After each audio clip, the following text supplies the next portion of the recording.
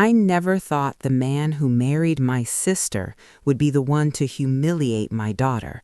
He fired her without warning, without cause, and expected me to stay quiet because we were family. He didn't know I'd been silent before, and he didn't know that one phone call was all it would take for the truth to finally catch up with him. Before I begin, if you've ever lived through betrayal like this, especially when it comes from your own family, please like, leave a comment, and subscribe to my YouTube. Your stories matter here, and you're not alone. I used to believe that family arguments stayed at the dinner table and work problems stayed at work. I believed those worlds were separate, protected by unspoken rules of respect. That belief is the first thing that broke. My brother-in-law, Daniel, was the kind of man people admired from a distance. He wore tailored suits, spoke in measured sentences, and had a way of making you feel small without ever raising his voice. At family gatherings, he was charming, always asking about everyone's health, their plans, their kids. He'd pour the wine himself, laugh at the right moments, and speak proudly about his role as a senior operations director at a regional firm that specialized in logistics and compliance consulting. Titles like that impressed people. They impressed me once too. My daughter, Layla, had just graduated with honors. She was 23, driven, and still soft in the ways young adults are before the world teaches them to guard their hearts. When Daniel offered her an entry-level analyst position at his firm, it felt like a blessing wrapped in family loyalty. He told us she'd earned it, that her resume stood on its own, and that he'd make sure she was treated like any other employee. I remember hesitating for a moment, asking him directly if there would be any awkwardness. He smiled, put his hand on my shoulder, and said, "I'd never mix family with favoritism. If anything, she'll be held to a higher standard." I believed him.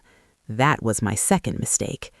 For the first 6 months, Layla thrived. She worked late without complaint, took on extra projects, and called me at night excited about things most people would find boring: spreadsheets, audits, workflow charts.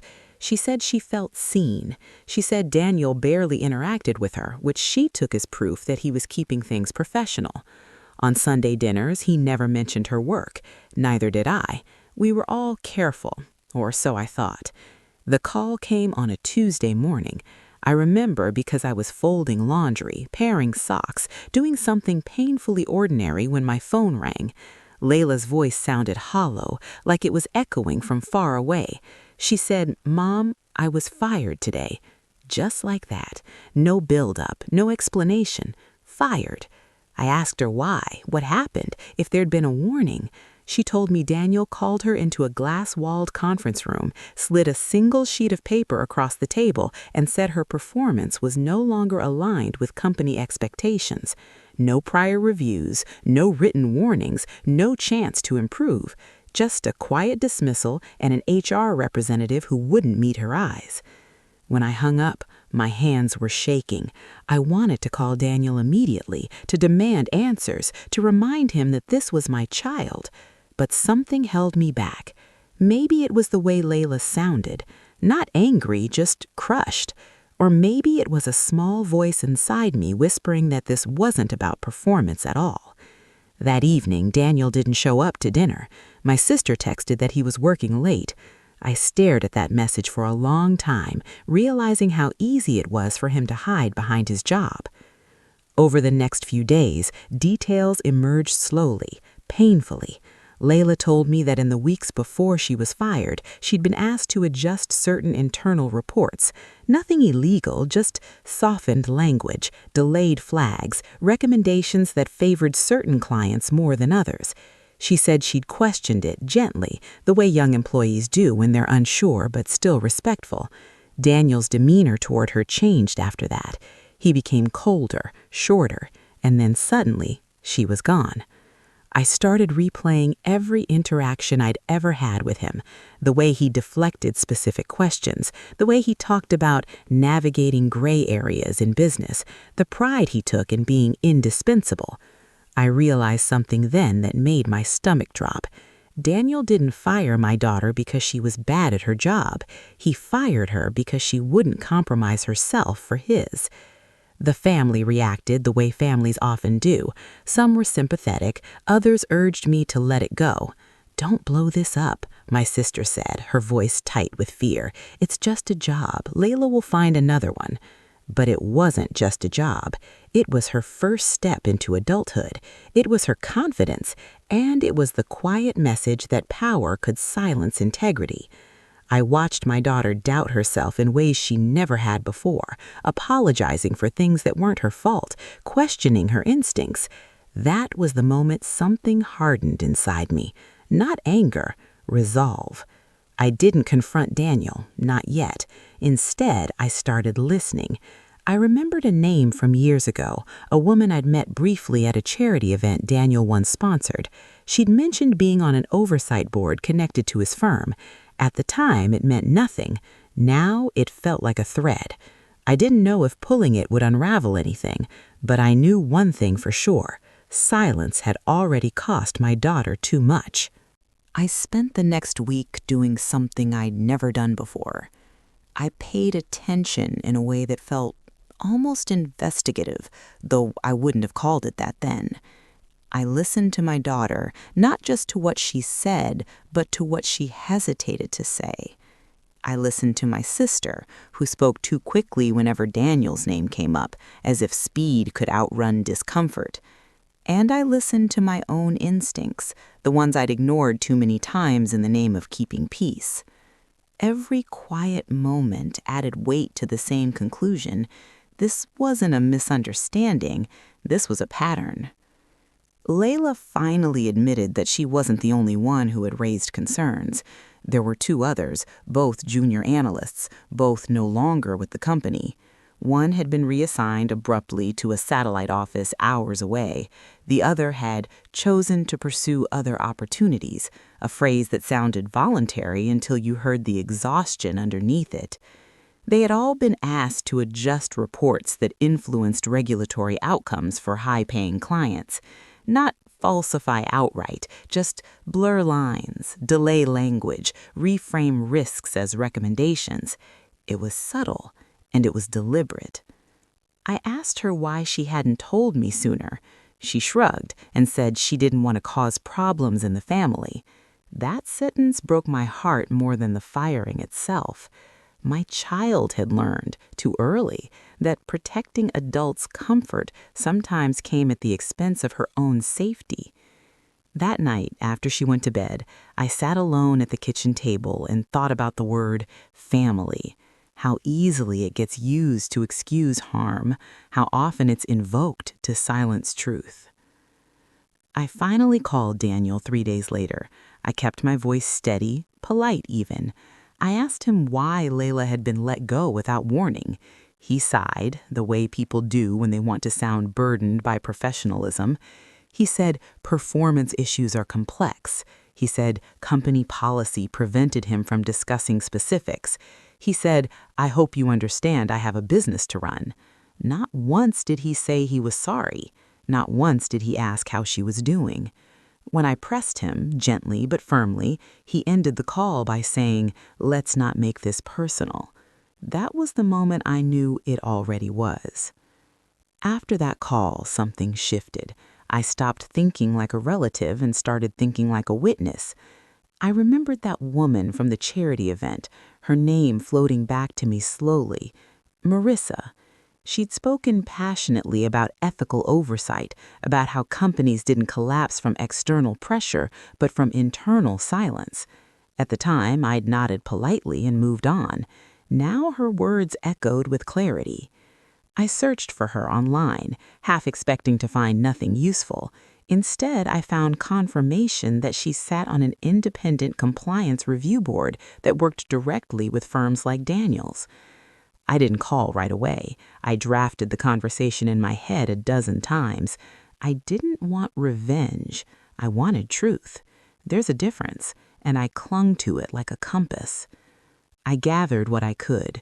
Layla's termination paperwork, emails she saved where language had been subtly altered after her comments, notes she'd taken, dates, names. I didn't know if it would be enough, but I knew it was honest. The night before I made the call, my sister came over unexpectedly. She looked tired, older than she had a month ago. She sat across from me and said, "Please don't do this." Not what happened, not is Layla okay, just don't do this. I asked her what she meant. She hesitated, then said Daniel's position was fragile, that any scrutiny could ruin him. I asked her why scrutiny would be a problem if everything was above board. She didn't answer. Instead, she cried. And in that silence, I understood something painful. She knew, maybe not everything, but enough to be afraid. I didn't tell her about the call. I hugged her, told her I loved her, and watched her leave with the weight of a choice she'd already made. That was the hardest part. Accepting that doing the right thing might cost me more than just a relationship with a brother-in-law. It might fracture the family I thought I had. The next morning, I sat in my car with my phone in my hand for a long time. I watched people walk past, carrying coffee, laughing, living lives untouched by this moment. Then I dialed Marissa's number. I introduced myself, reminded her where we'd met. She remembered. I told her I wasn't calling as an angry parent, but as someone concerned about ethical practices within a firm her board oversaw. There was a pause, and then she said, "I'm listening." I told her everything, slowly, clearly. I didn't exaggerate. I didn't speculate. I stuck to facts and feelings, careful to separate the two. I explained how my daughter had been fired after raising concerns. I described the patterns, the other employees, the pressure to soften reports. When I finished, there was silence again, not the dismissive kind, the thoughtful kind. Marissa thanked me. She said she couldn't discuss specifics, but that what I'd shared warranted a review. She asked me to email the documents. When I hung up, I didn't feel triumphant. I felt terrified, because once truth leaves your hands, you can't control where it lands. Weeks passed with no word. Daniel avoided me completely. Family gatherings became awkward, then non-existent. Layla started a new job, smaller company, lower pay, but she slowly began to smile again. I told myself that was enough, that whatever happened next was out of my control. Then one afternoon, my sister called. She didn't say hello.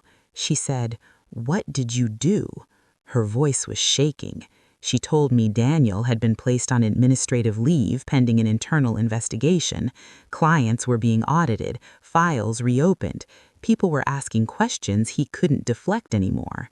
She said his name was being spoken in rooms he'd never been invited into before. I closed my eyes and took a deep breath. I told her the truth, that I'd made one call, that I'd chosen my daughter's integrity over his comfort. She hung up without another word. That night, I slept for the first time in weeks. The days after my sister's call felt unreal, like the air itself had changed pressure. Nothing in my daily routine looked different on the surface.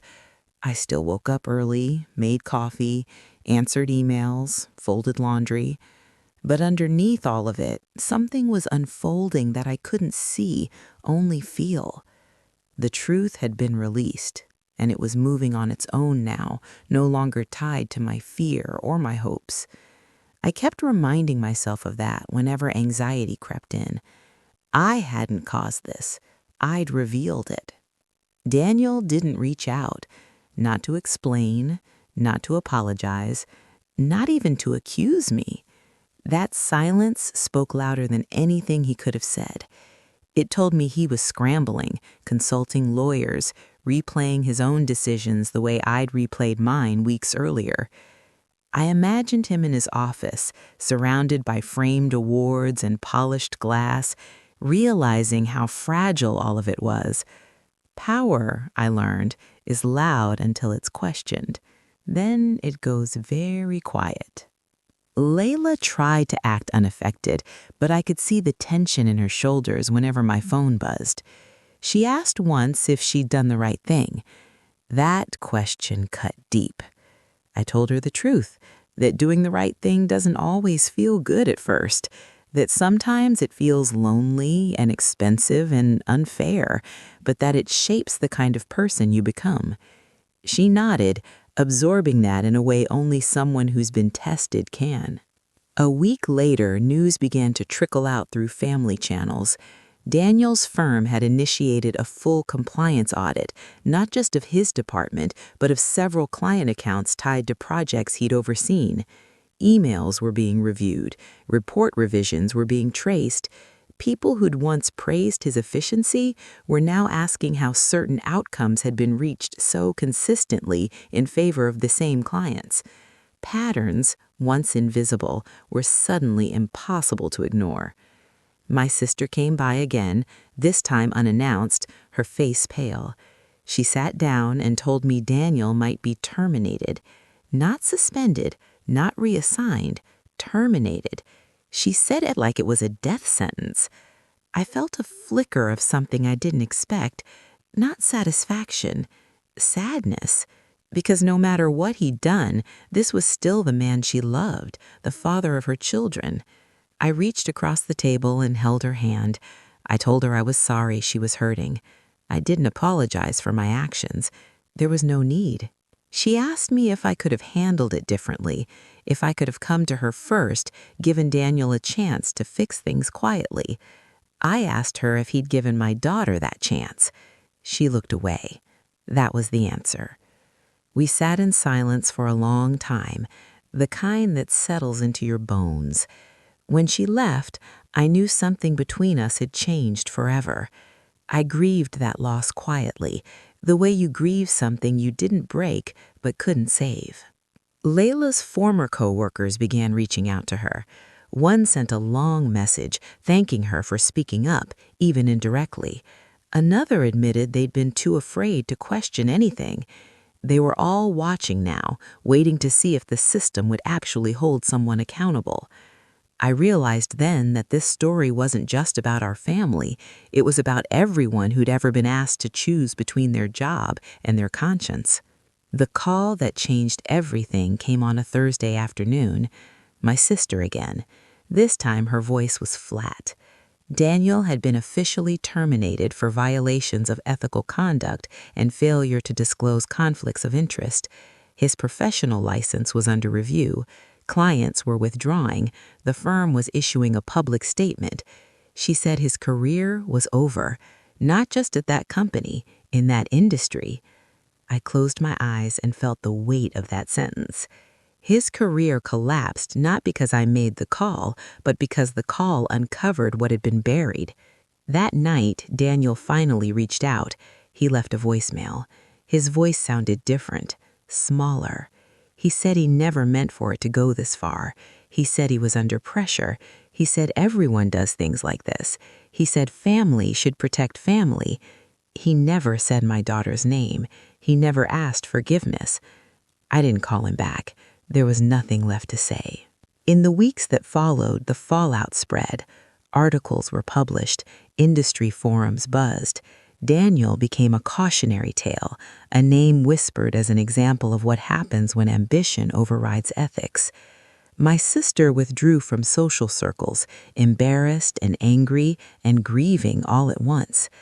I tried to be there for her in small ways, offering help with the kids, checking in without pushing.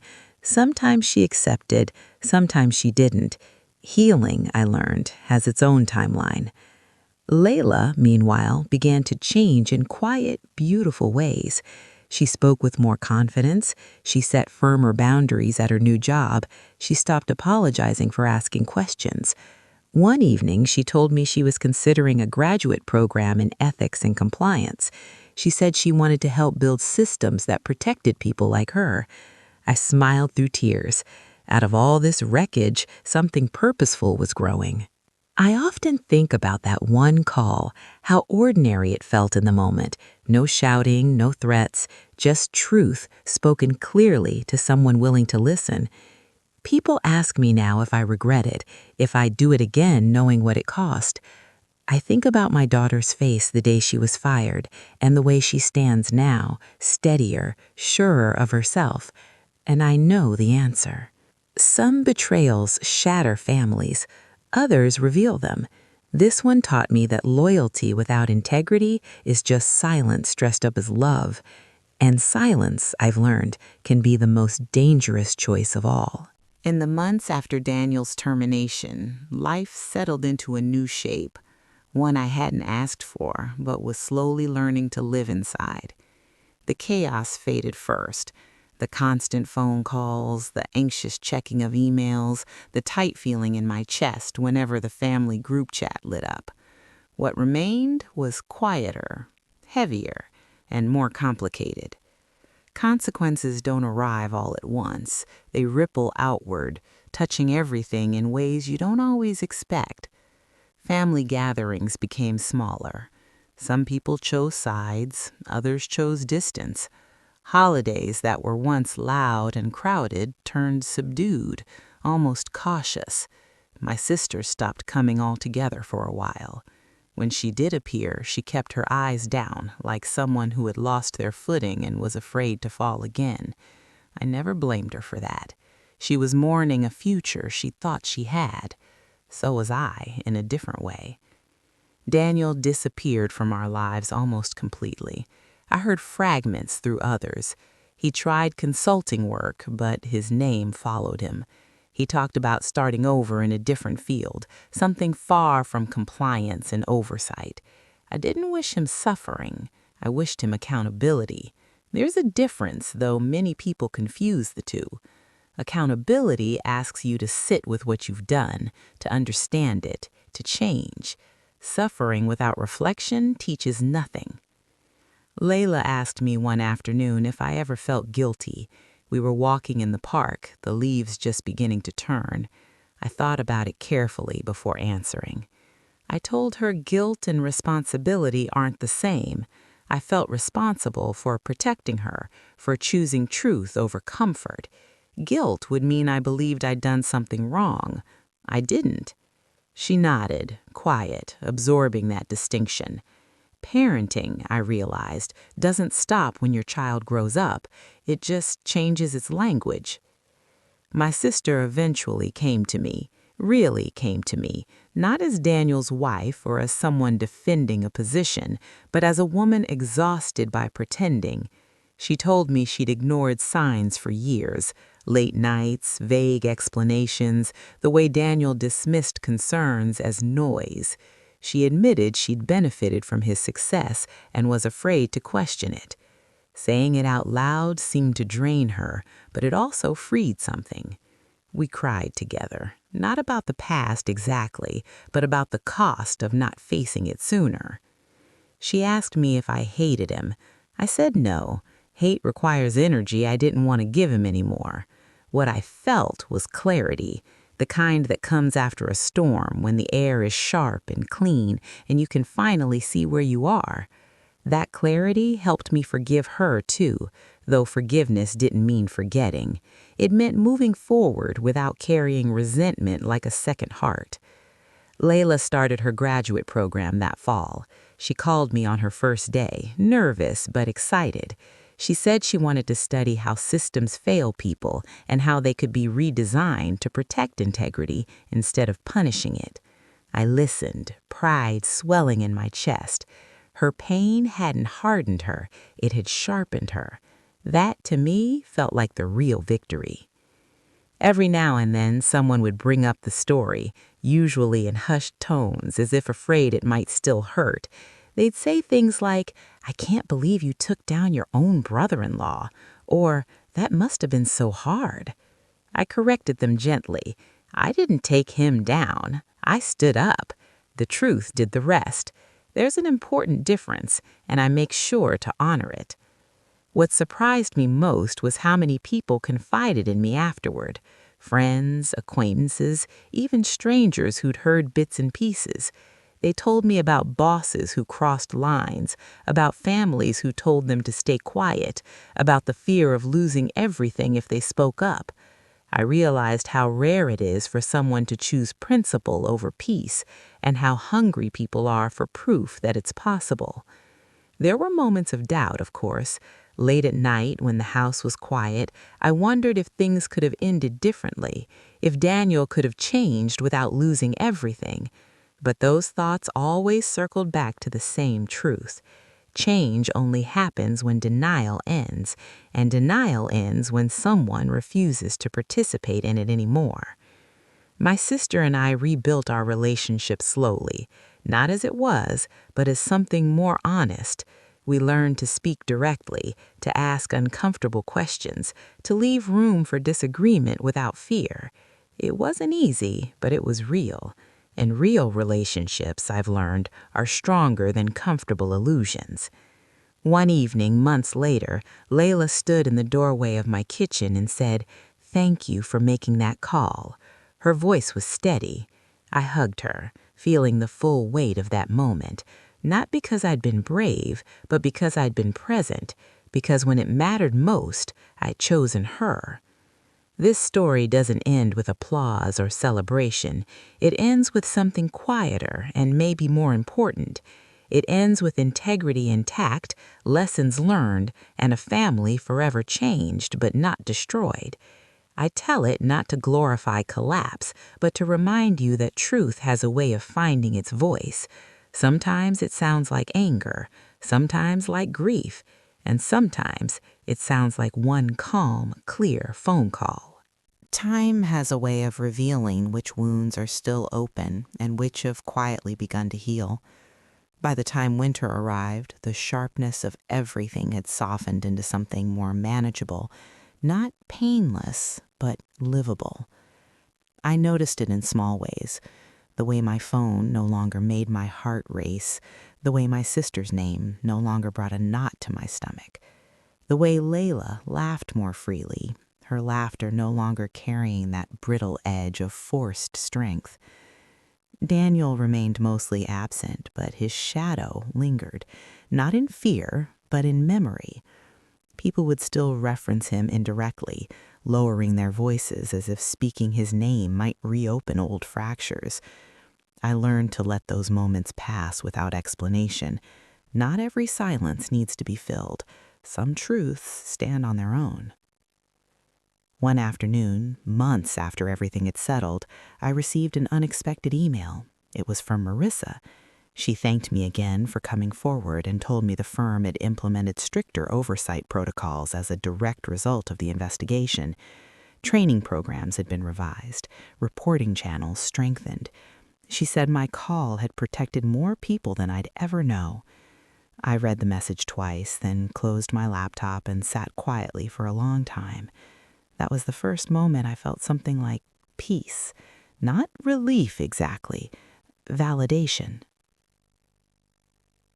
Layla visited that weekend. We cooked together, something we'd always done when she was growing up, chopping vegetables side by side, moving around each other instinctively. She told me about her classes, about discussions that grew heated when ethics collided with profit. She said some students argued that compromise was necessary in the real world. Others insisted integrity was non-negotiable. She listened more than she spoke. When she did speak, it was measured, thoughtful. I recognized that voice. It was the voice she'd almost lost. She asked me if I'd ever faced something similar when I was her age. I laughed softly and told her no, that my biggest fear back then was disappointing people, not challenging them. I admitted I'd spent much of my life choosing harmony over honesty. She smiled and said, "Maybe this was your lesson too." She wasn't wrong. Parenthood teaches you through your children, whether you're ready or not. My sister and I began meeting for coffee every few weeks. Neutral ground, no expectations. Sometimes we talked about the kids, sometimes about work, sometimes about nothing at all, and sometimes, when the moment felt right, we talked about Daniel. She spoke with less anger now, more clarity. She admitted she was learning who she was without him defining her world. It was painful, but there was strength in that pain. I respected her for facing it instead of running from it. She once asked me if I thought Daniel would ever truly understand what he'd done. I told her I didn't know. Accountability doesn't always lead to insight. Sometimes it just leads to consequences. But even consequences have value. They draw lines that others learn not to cross. She nodded, staring into her cup, and said maybe that would be enough. There was a moment late one evening when doubt tried to return. I was alone, the house quiet, my thoughts louder than usual. I wondered what my life would look like now if I'd stayed silent. Family intact, no tension, no awkward holidays, the illusion of peace preserved. But then I pictured Layla shrinking herself, learning the wrong lesson, that integrity is optional, that power goes unchecked, that family loyalty means accepting injustice. The doubt faded. Some prices are too high, even if they look cheaper at first. People often think courage is loud, that it announces itself, demands recognition. But the courage that changed my life didn't shout. It sat with discomfort. It made a careful call. It trusted truth to do what it's always done eventually. That's a lesson I carry with me now, into every decision, every relationship. Silence isn't neutral. It sides with whatever harms the most. Layla invited me to one of her presentations at school. She spoke about ethical erosion, how small compromises create environments where larger ones flourish. She didn't mention her past directly, but I heard it in every word. When she finished, the room was quiet. Then people clapped. I felt tears well up, not from pride alone, but from recognition. She had transformed her pain into purpose. That's not something you teach. It's something you earn. Afterward, she hugged me and said she couldn't have done it without me. I corrected her gently. She could have, but she didn't have to do it alone. That's the difference I wish more people understood. Standing up doesn't mean standing isolated. It means refusing to stand on someone else's silence. As for me, I've changed too. I speak more directly now. I ask harder questions. I don't accept vague reassurances when something feels wrong. I've learned that discomfort is often the price of clarity, and clarity is worth paying for. My relationships are fewer, perhaps, but they're truer, and truth, I've learned, has a way of making room for itself. This story isn't about destroying a man. It's about refusing to be complicit in his choices. It's about choosing your child's future over someone else's reputation. It's about understanding that love doesn't mean protection from consequences. Sometimes love means letting consequences teach what words never could. If you take anything from this, let it be this. When someone tells you to stay quiet for the sake of family, ask yourself who benefits from that silence. Ask yourself what it costs. And remember that one calm, honest act can ripple outward in ways you may never fully see, but will always feel. As spring approached, the world seemed determined to remind me that life doesn't pause for anyone's moral reckoning. Trees bloomed, neighbors planned barbecues, people moved forward, even when stories like ours still echoed quietly beneath the surface. I found comfort in that rhythm. It taught me that even after upheaval, there is renewal, not because wounds disappear, but because we learn how to carry them differently. Daniel resurfaced briefly in an unexpected way. I received a letter in the mail, handwritten, his name unmistakable on the envelope. I let it sit on the counter for a full day before opening it. Part of me didn't want to know what he had to say. Another part felt it was necessary, like closing a door properly instead of letting it slam. When I finally read it, the words were careful, almost rehearsed. He wrote about pressure, about fear of failure, about the culture of his industry. He said he never intended to hurt Layla. He said he hoped someday we could talk. I folded the letter and placed it back in the envelope. I didn't respond. Not because I was angry, but because the letter wasn't about accountability. It was about relief. He wanted absolution without reflection, forgiveness without repair. I wasn't the person who could give him that, and I didn't feel obligated to try. Sometimes silence is not avoidance. Sometimes it's boundaries. My sister told me later that he was struggling financially and emotionally, that he felt betrayed by the system he'd served so loyally. I listened, offered compassion where I could, but I didn't change my stance. Systems don't betray people, they expose them. That distinction mattered. It mattered for Layla, it mattered for me. Layla's confidence continued to grow. She took on internships, worked with advocacy groups, and began mentoring younger students who reminded her of herself before everything happened. She told them to trust their instincts, to document everything, to ask questions even when it felt uncomfortable. Watching her do that was like witnessing a cycle break in real time. The fear that once silenced her had been replaced with purpose. I noticed changes in myself, too. I no longer avoided difficult conversations. When something felt wrong, I said so. When someone dismissed concerns with platitudes, I pressed gently but firmly. I'd learned that discomfort is often a signal, not a threat, and ignoring it doesn't make it go away. It just lets it grow unchecked. At a family gathering months later, someone finally said it out loud.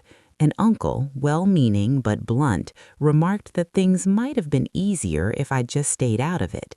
The room went quiet. All eyes turned to me, waiting. I took a breath and said calmly that easier isn't always better, that protecting my daughter wasn't interference, it was responsibility. The conversation moved on, but something shifted. Boundaries were drawn. Respect, once assumed, was now earned. My sister squeezed my hand under the table. It was a small gesture, but it carried weight. It told me she understood now, even if it had taken time. Understanding, I've learned, rarely arrives on schedule. It comes when people are ready, not when you need it. There were still hard days, days when guilt tried to masquerade as empathy, days when I wondered if Daniel's collapse had been too complete, too final. But those thoughts always led me back to the same place. He had choices. So did I. I chose truth. He chose convenience. Outcomes followed. Layla and I talked one evening about legacy. Not the kind built on titles or wealth, but the kind built on actions. She said she wanted to be known as someone who didn't look away. I told her she already was. She smiled, a quiet, confident smile, and said that meant everything. As the months passed, the story became less raw, more reflective. It transformed from a wound into a lesson, one I carried with me into new spaces, new relationships. I stopped seeing it as something that happened to us and started seeing it as something that shaped us. That shift mattered. It turned pain into perspective. People sometimes ask me if I'm afraid of consequences now, of speaking up again if something similar happens. The truth is, I'm more afraid of silence than I am of fallout. Silence allows harm to grow roots. Speaking up, even softly, pulls it into the light. And once something is seen clearly, it can't pretend to be harmless anymore. This chapter of my life taught me that courage doesn't always look like confrontation. Sometimes it looks like documentation, patience, and one carefully chosen phone call. It looks like trusting that truth doesn't need embellishment to be powerful. It looks like choosing your child, even when the cost is high. I don't know what the future holds for Daniel or for my sister or even for me, but I do know this. Integrity is not inherited, it's practiced.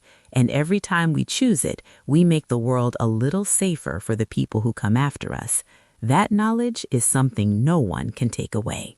By the time summer arrived, the air itself seemed lighter. The heavy tension that had hung over our family for so long had dissipated, though the memory of it remained, etched into quiet corners of my mind. The strange thing about trauma, or perhaps about justice, is that it leaves traces you can't erase. Even when the immediate storm passes, the lessons, the scars, the lingering questions stay with you. They teach you who you are and who you are willing to be. Layla had grown into her new rhythm. Her confidence was no longer fragile or hesitant. It had solidified into something that radiated quietly, but unmistakably.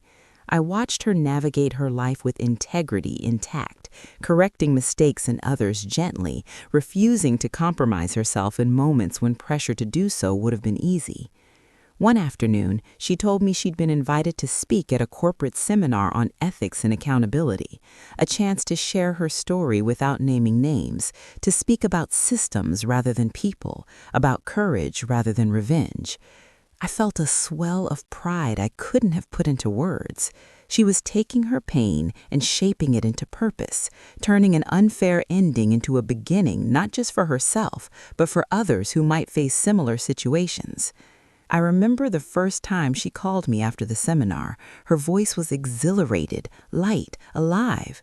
"Mom," she said, "people are listening. They really are listening."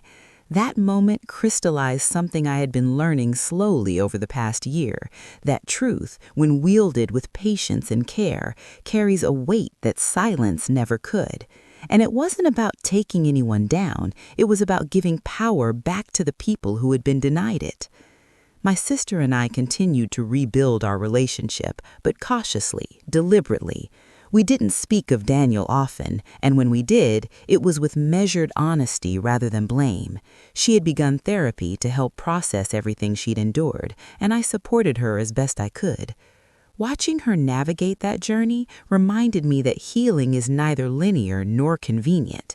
It requires facing uncomfortable truths, asking painful questions, and sometimes sitting with feelings that refuse to be rationalized.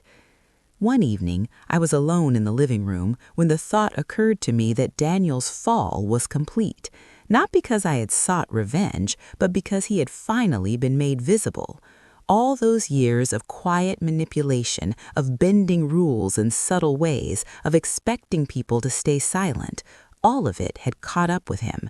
And the ironic part was that it hadn't been me who destroyed him. It had been his own choices, reflected back through someone who refused to participate in his silence. Layla came home from work later that evening. She was radiant, carrying a stack of papers and notes.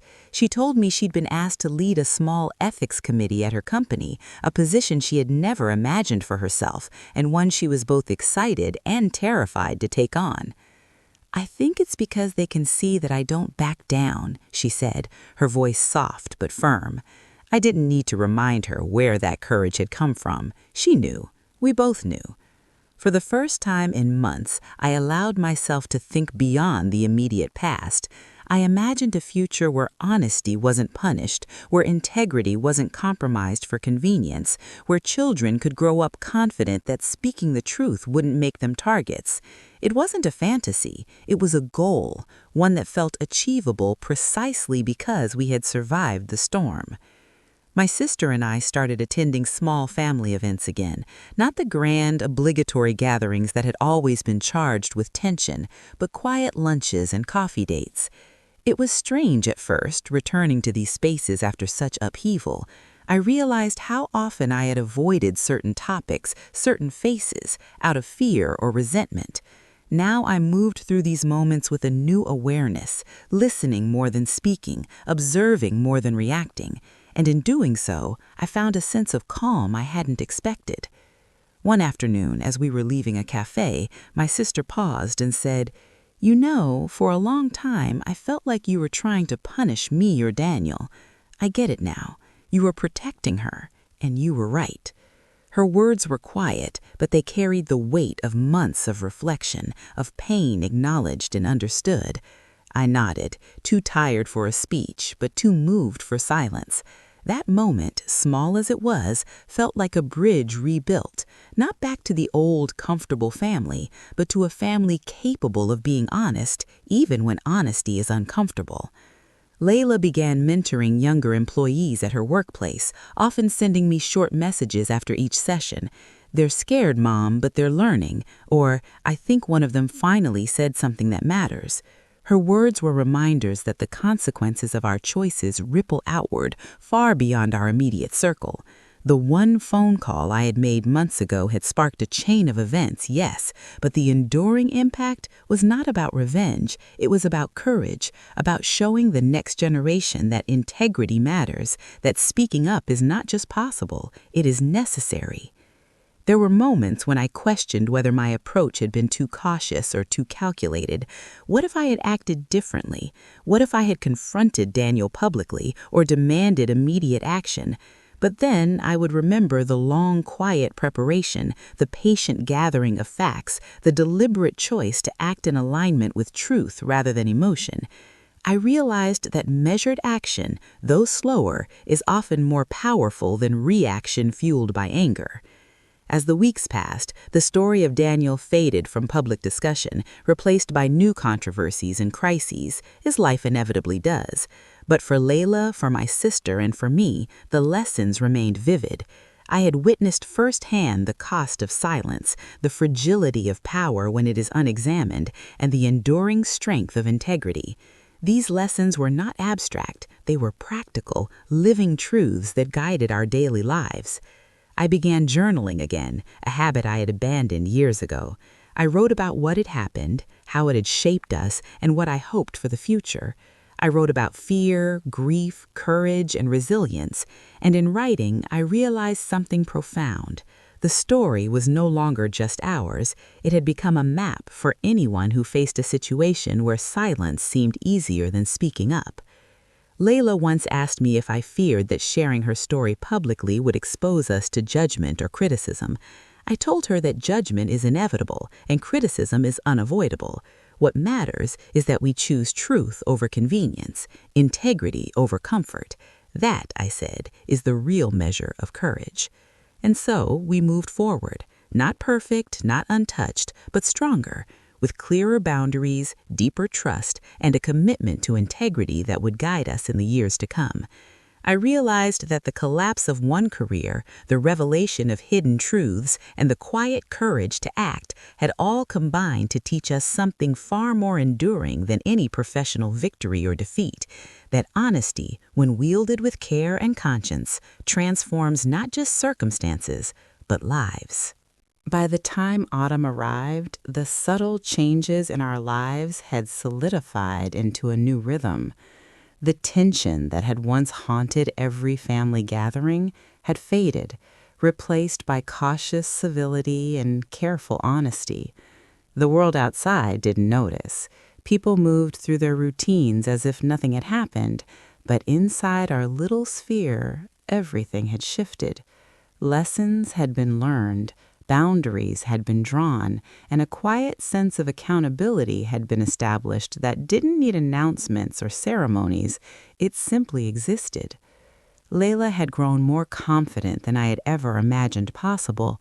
She spoke with authority now, whether in graduate seminars, mentoring sessions, or quiet conversations with colleagues who once hesitated to ask difficult questions.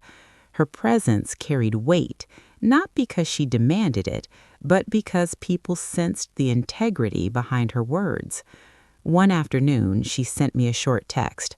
"Mom, one of my mentees asked me how to stand up when it's easier to stay quiet.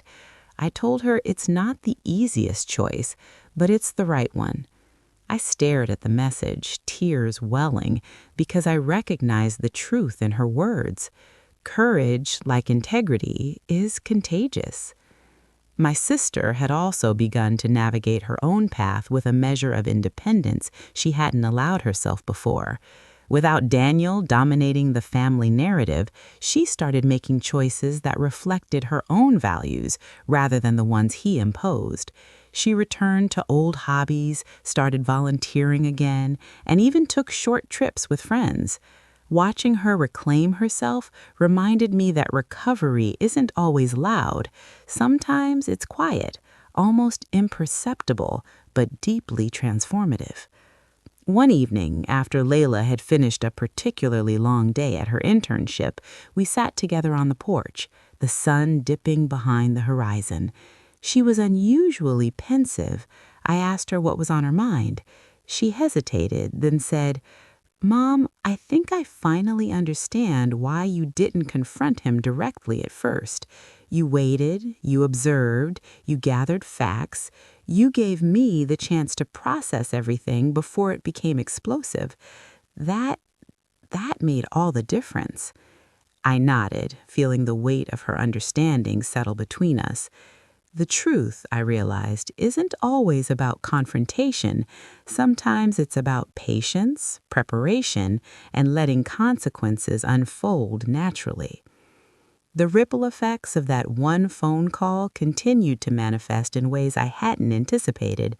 Daniel's professional reputation was irreparably damaged, yes, but the larger consequence was the cultural shift within his former company. Policies were rewritten, oversight mechanisms strengthened, junior employees were encouraged to speak up. I never sought recognition for this change. It wasn't about accolades, but knowing that my actions had protected others added a quiet satisfaction I hadn't expected. My sister, despite her complicated feelings, eventually admitted that she was proud of the way we had handled things. Not proud of Daniel's downfall, but proud of the integrity that had guided us. She acknowledged that being silent would have been easier, but it would have cost my daughter something far more valuable: confidence in herself and her principles. That conversation, soft-spoken and intimate, felt like a bridge finally rebuilt, a fragile connection strengthened by honesty. Layla and I began a small tradition. Every Sunday evening, we would sit together, review the week, and talk about the choices we'd made, the challenges we'd faced, and the lessons we'd learned. It became less about the past and more about equipping ourselves for the future. We discussed ethics in small decisions, accountability in relationships, and the courage to speak when others might stay quiet. Those conversations, though private, became our anchor, grounding us in clarity and purpose. There were moments when I thought about Daniel, not with bitterness, but with reflection. I considered the choices he had made, the warnings he had ignored, the subtle pressures he had exerted, and the silence he had demanded. His downfall was complete, yes, but it was also inevitable in the sense that systems built on compromised integrity rarely last. Observing his trajectory reinforced a truth I had been learning slowly. Power without accountability is always temporary, and consequences, though sometimes delayed, are unavoidable. Our family, though forever changed, began to find a new equilibrium. Gatherings were quieter, yes, but more honest. Conversations were measured, but sincere. We didn't pretend the past hadn't happened, but we learned to exist in its aftermath with grace. It was a delicate balance, and one I wasn't sure I could have maintained a year earlier. But we did, not because it was easy, but because it was necessary. Layla eventually asked me why I had made the call in the first place. I told her the truth.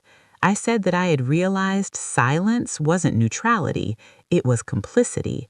I said I couldn't allow fear or family loyalty to override my responsibility to protect her and to protect the principle that integrity matters. She listened, and in her eyes I saw a reflection of the same determination I had felt growing in her since the day she was fired. That reflection reminded me that courage isn't a single act. It's a continuum passed from one person to another, sustained by example. One particularly quiet evening, I received a small note from Marissa. She thanked me again for speaking up, emphasizing that the firm's reforms were ongoing and that my willingness to document and report had set a precedent for others. I read it twice, then set it aside. There was no triumph in her words, only affirmation. And sometimes, I realized, affirmation is enough. The world rarely offers applause, but that doesn't mean the right actions go unnoticed. As the months passed, the lessons of that experience became integrated into every corner of my life. I began mentoring younger women at work, not about corporate politics, but about navigating challenges with integrity. I encouraged them to speak up, to observe, to document, and to act patiently but decisively. I shared no names, no stories of revenge, only principles. And in doing so, I realized that the story had grown beyond our immediate family. It had become a framework for living that could extend far beyond us. Layla continued to excel. She took on leadership roles in ethics committees, became a sought-after speaker in student seminars, and slowly, intentionally, built a career that reflected not ambition alone, but conscience. I watched her transformation and thought often about the day she had called me, voice hollow, to tell me she had been fired. It had felt like the world was ending then. Now it felt like it was beginning. The moment of loss had become the foundation for a life built on purpose and resilience. And in the quiet, reflective evenings we shared, I often reminded her, and reminded myself, that integrity is not inherited, it is earned. It is practiced daily in the small choices that may never be noticed, but ripple outward nonetheless. That lesson, I realized, was the most enduring consequence of all. By the time the following year rolled around, the story of Daniel's downfall had faded from the public eye, replaced by other scandals, other headlines, other lives in motion. Yet for us, the story never truly ended. It simply evolved. The lessons it carried, the boundaries it demanded, and the courage it inspired had become woven into the very fabric of our daily lives. I had learned that real change often doesn't make noise. It doesn't come with fanfare or applause. It grows quietly, subtly, until one day you realize that everything has shifted. Layla's career had flourished in ways we had never expected. She had completed her graduate program with distinction and was now leading a team responsible for monitoring compliance across multiple divisions. Her voice carried authority because it was backed by experience, integrity, and the knowledge that standing up to injustice, quietly, deliberately, can ripple far beyond a single office or company. Watching her navigate the challenges of leadership, I marveled not just at her professional growth, but at the resilience she had developed in the face of betrayal. The fire that Daniel had lit through his cruelty had forged her courage rather than destroying it. One afternoon, Layla came to me with a question that stopped me in my tracks. "Mom," she said, "do you ever wonder what would have happened if you hadn't called Marissa? If you'd stayed quiet?" I took a deep breath, thinking back to the kitchen that morning when she told me she had been fired, the hollow defeat in her voice, the disbelief, the sense of injustice that seemed almost unbearable. I shook my head. "I don't wonder," I told her, "because staying silent would have let the wrong lesson be learned. It would have taught you that power can always intimidate, that silence protects the guilty, and you deserve better than that." She nodded, understanding more than words could express.